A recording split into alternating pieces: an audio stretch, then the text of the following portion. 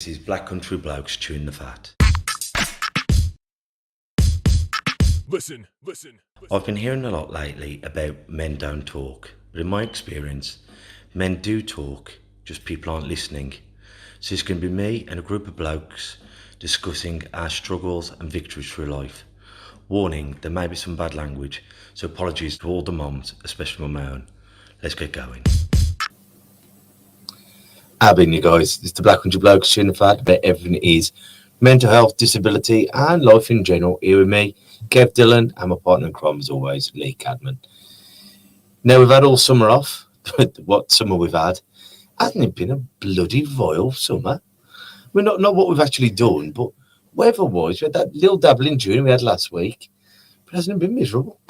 We've made the best of it, haven't we, old pal? That's the whole key to it, isn't it? You know, unfortunately, we can't change the weather, so you've got to make the best of the situation. Billy Connolly said there's no such thing as bad weather, just bad clothes. That's it. We went to Bournemouth. Bad attitudes. But we went to Bournemouth for the weekend, me and my girls. And, you know, it'd be gorgeous. When it was gorgeous on the beach, you could be absolutely anywhere in the world. But then it wasn't just rain. The heavens would open. And you'd have 500 English people running to the same shelter. But even that makes you laugh, doesn't it? I love it when you go away in this country. No matter what the weather, I'm on my holiday, so my shirt's coming off. Shirt's coming off. I'm wearing my shorts. Yeah, it's tipping down the snow on the ground. I don't care, shirts off, going in the sea.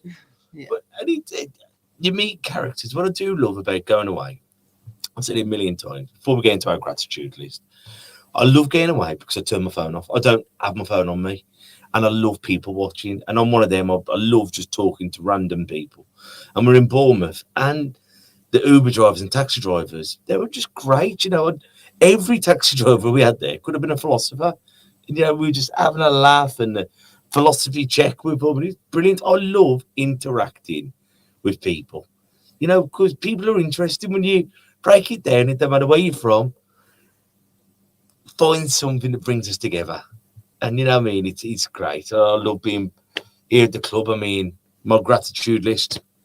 I'm so grateful for the coaches I've got around, from Dad being here, Big John, Christian's back, Josh and Jay have been taking them all around, sparring, and Simon's doing this, and boxing season's back here now. So I'm grateful for my Lions family around me.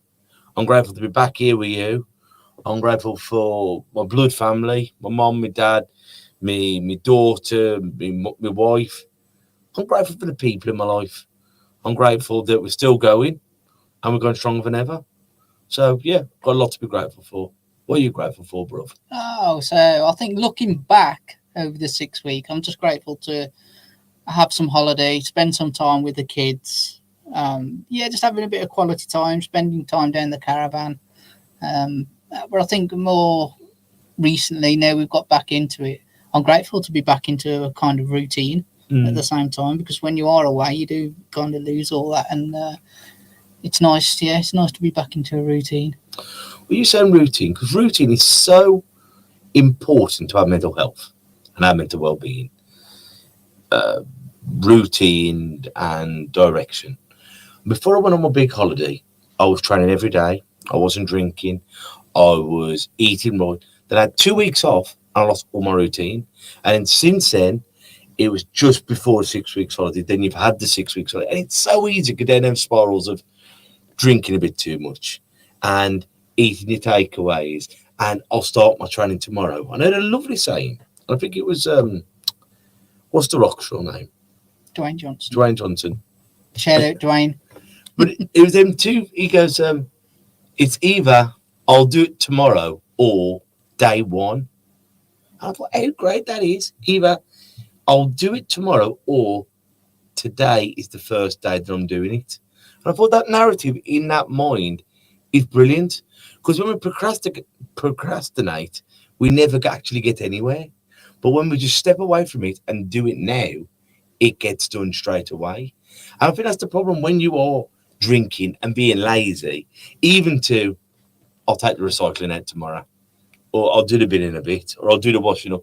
But when you are focused and you're on your A game, and today is the day it's getting done, it's amazing what you can accomplish, isn't it? It is, yeah, it is. But I think you've also got to realise that life will throw things in your way that will break your routine, and that's cool. That's cool. It happens to me all the time. It's happened today.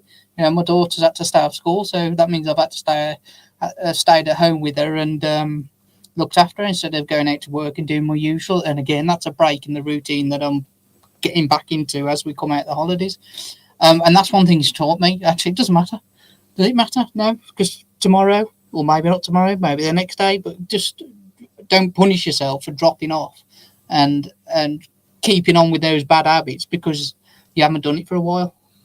I mean, I'd say don't beat yourself up. Start when you stop smoking and you go, oh, I've done a month without smoking. Then you have a fag and you go, oh, well, you've just done 29 days without one.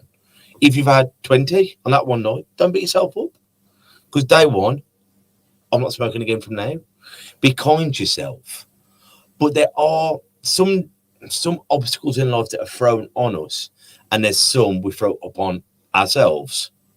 Does that make sense? Yeah, yeah. You know, some it's like, you know, you have a car accident or your kids get poorly or whatever. Yeah. That's But if you're trying to stop drinking, don't walk into a pub when you're first at it. precisely, You're throwing yourself in that situation, aren't you?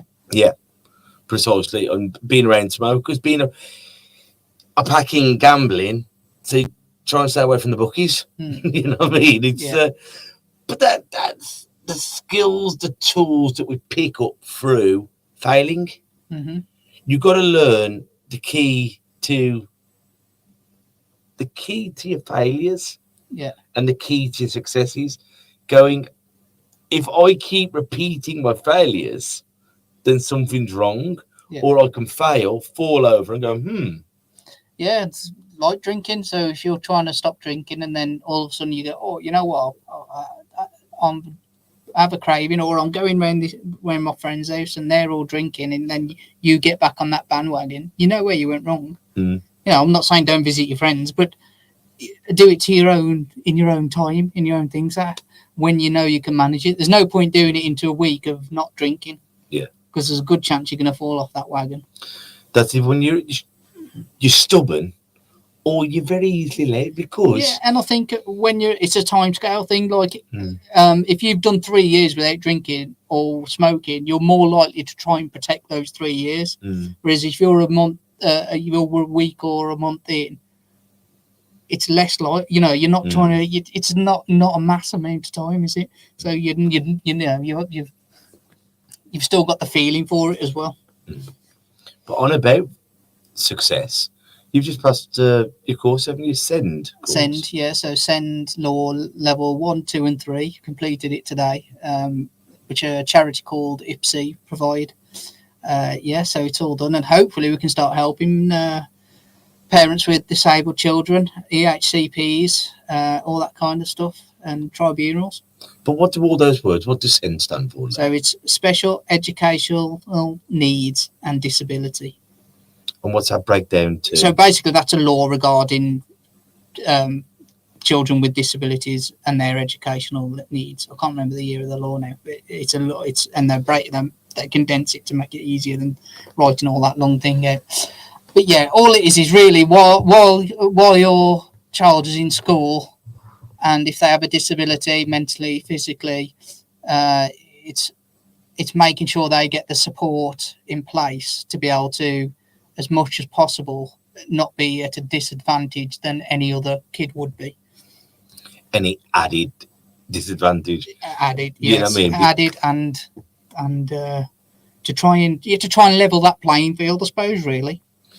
Well, I had it, terrible back when I was at school, you know, how different it was. And you hope it's moved forwards.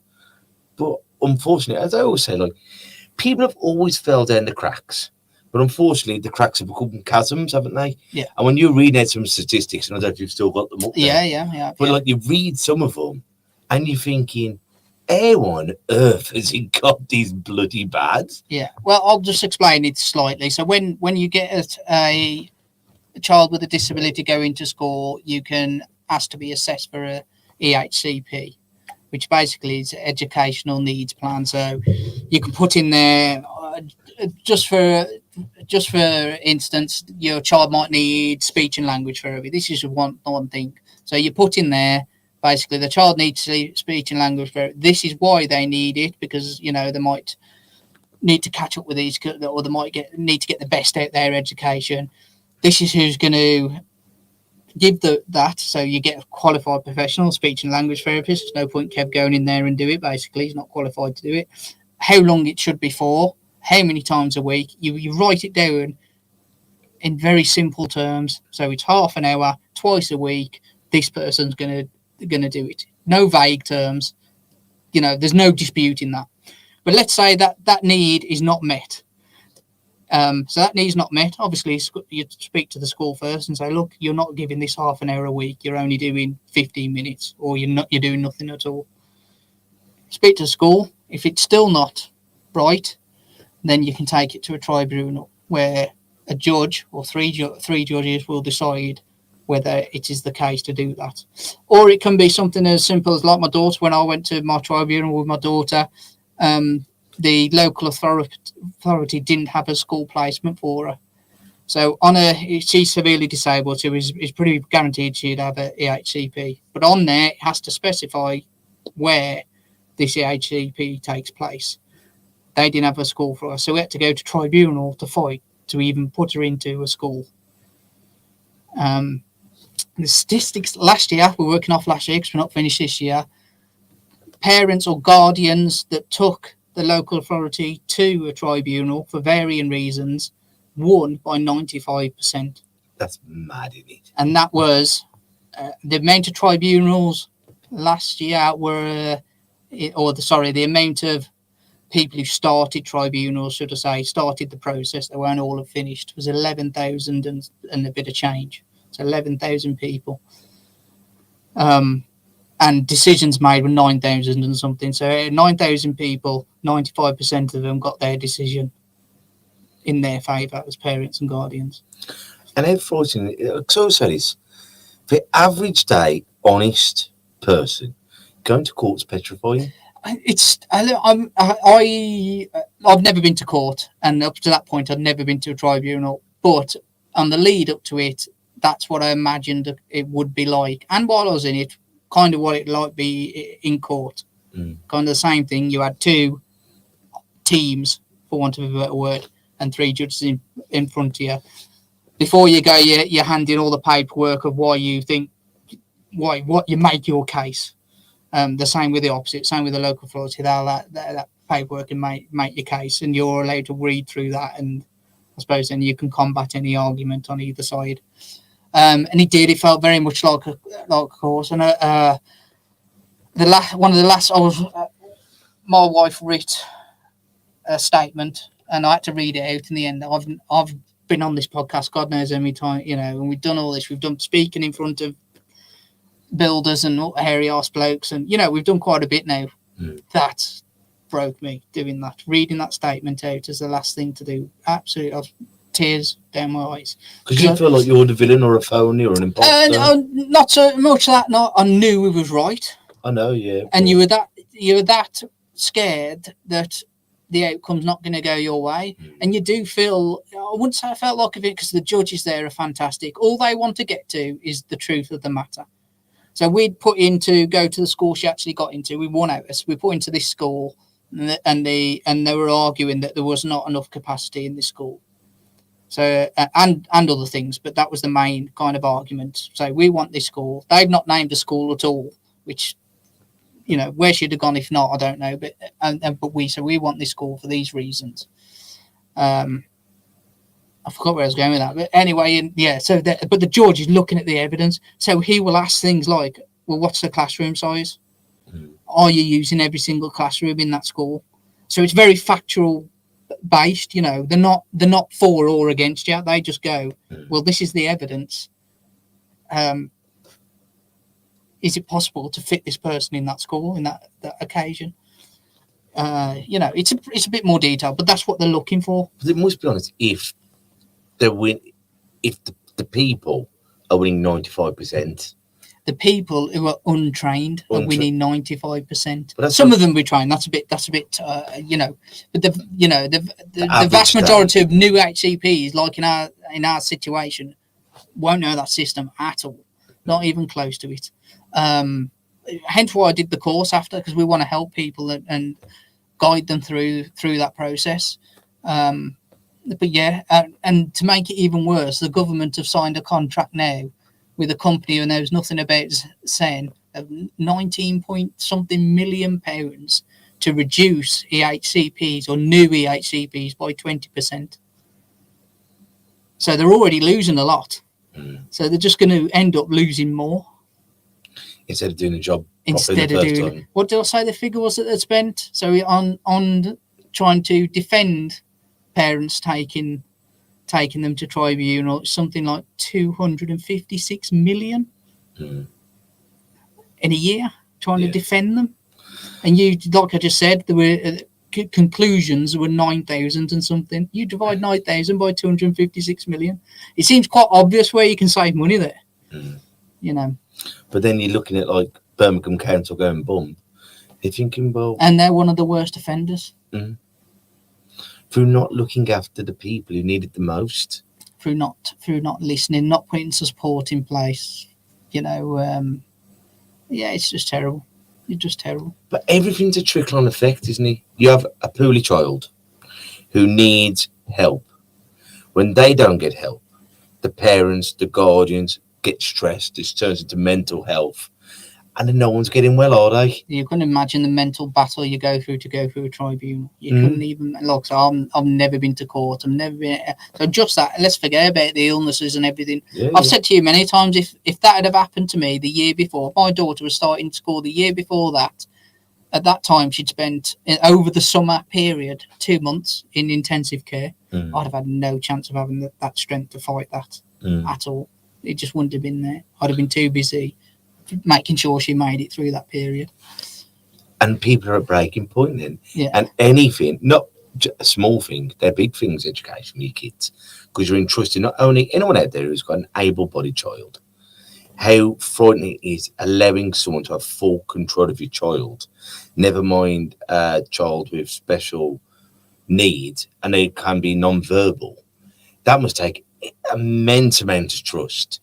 And then to not know if that trust is worth giving, never mind once you've had sleepless nights and in and out of hospital, and you and your partner are each other's throat, and the other kids are at school, and it's an added stress that you can do without, isn't it? And there's also so I have to remember the time, but I think it was October, our tribunal.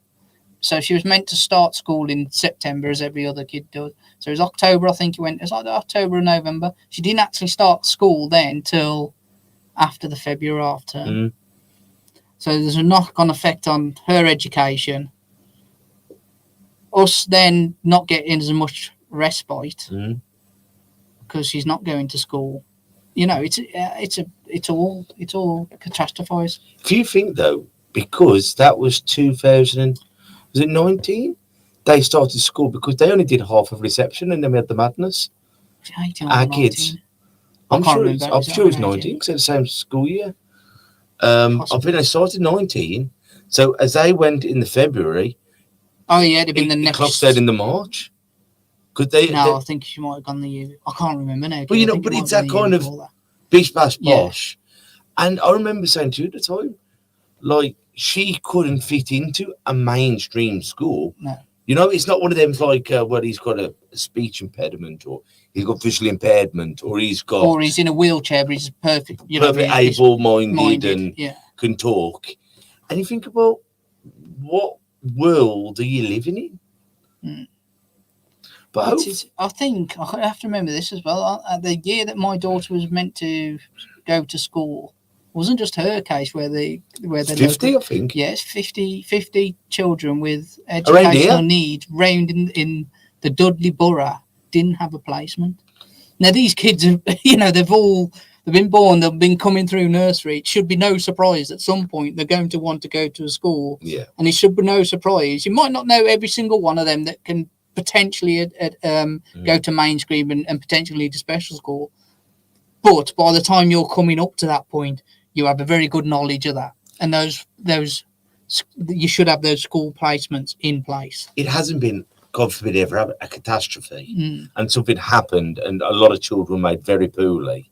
It was they've had these conditions, and as you said, they're on the radar through social services, through the doctors, through the hospitals, and it's where is Gala, Kev, Lee going to go? Well, your Where's the plan? EHCP starts in nursery. Yeah. It's not something that all of a sudden happens in school. It starts earlier, a lot earlier. Don't get me wrong, it can do. You can go, you can be starting nursery and your growth before, and then for some reason you go there and maybe you're autistic and those traits are coming out more, and you're realizing that it's disrupting your school day more, or you need help getting through your school day. And so it can do, but there's a good amount as well that happens through nursery. But they were the kids in the illness who fell through the cracks. Yeah. It was just all of a sudden we've budgeted for 100 and now we've got 102. Still not right for those two, but it's when more people are falling through the chasm that are getting over to the other side, that's when we're losing the battle. Yeah. And unfortunately, there's a lot of that everywhere at the moment, isn't there? Yeah, and again, that's why I've enjoyed doing the course. I'm looking forward to finding parents who were in a situation and reassuring them more than anything.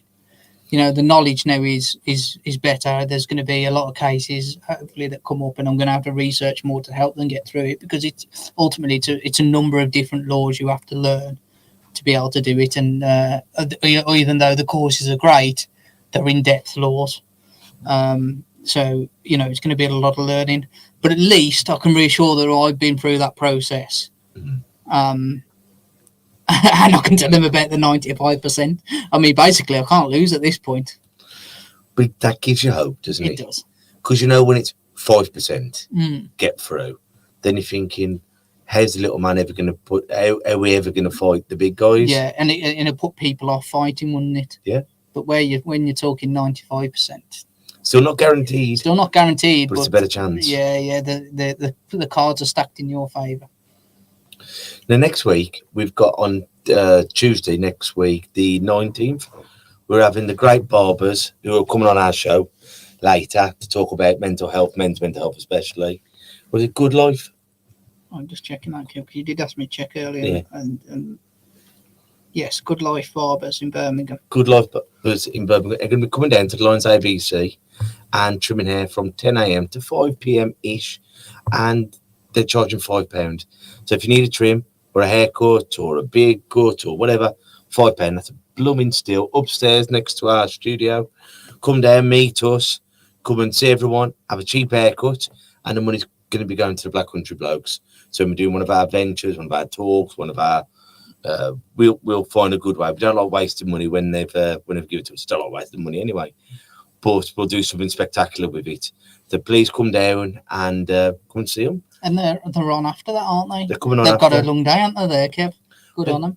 You can come down. Bill, who boxes for us, he's going to be on telling it about his story, and the gaffer's going to be down here, and it's going to be nice. Because, like your boxing coach, like your barman, like your barbers, we're the council estate councillors, where you sit down in the barber's chair or lean at the bar or on the pads, and you get into nooks and crannies of people's problems. You open up, you might just start off with seeing the footy, watch the boxing, go on holiday. And then before you know it, you're having a really deep conversation with someone. And it's amazing how much people can open up to you. And I think it's great that more people like them are doing their part to talk about mental health. Because it's been around forever, and I've suffered most of my adult life. And it's great now people are talking about it and helping each other about it. And I have them problems, or I have them wobbles, or I've been there, son, and it's okay. You can get through it, and together we can get through it. I'm not saying it's going to be easy, because I ain't going to lie to you, but we can do our part together to make differences, can't we? Yeah, and men supporting men's fantastic. Forget about this macho stuff. Let's support each other. Well, we've been going since 2019, haven't we? And the world has had so many. It's basically our 4-year anniversary now, isn't it? Round about now. Probably to the day now. Yeah. For 4 years, and how the world has changed. It's been unbelievable in that 4 years, hasn't it? Yeah. With pandemics, 20 prime ministers, the death of the Queen, and it's. I'm saying when we're looking at the intro, we look young. It's only 4 years ago. That was Holden Haggard. What's his podcast doing to us? But we started off next door, then downstairs, then digitally, then in here, then at home, then here, then at home. And it's amazing.